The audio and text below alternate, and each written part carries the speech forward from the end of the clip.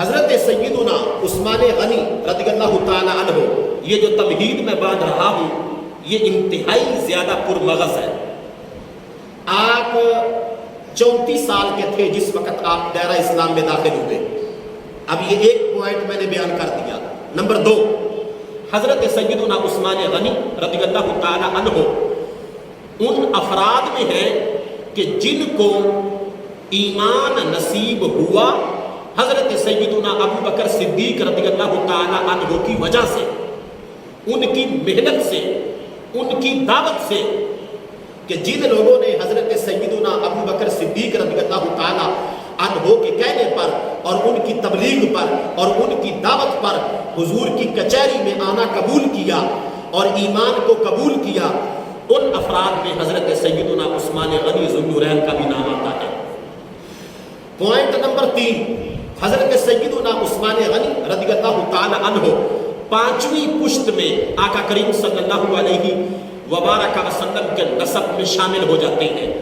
Point number 4، حضرت سیدنا عثمان غنی ذو النورین، آپ کی والدہ کا نام ہے عروہ بنت قریش، اور آپ کی جو نانی ہے یعنی حضرت عثمان غنی رضی اللہ تعالی عنہ کی جو نانی ہے وہ آقا کریم صلی اللہ علیہ وآلہ وبارک وسلم کی پھپھی ہے۔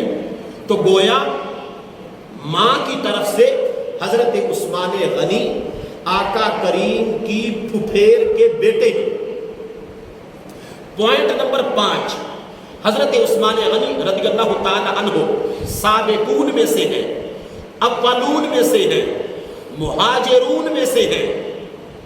اور پوائنٹ نمبر 6، حضرت عثمان غنی رضی اللہ تعالی عنہ کل کائنات میں وہ واحد بندے ہیں کہ ان کے مقابلے کا دوسرا کوئی نہیں۔ اس لحاظ سے حضرت عثمان غنی سارے صحابہ سے انفرادی شان رکھتے ہیں کہ کوئی ایسا کائنات میں ازل سے قیامت تک نہ آیا ہے نہ آئے گا۔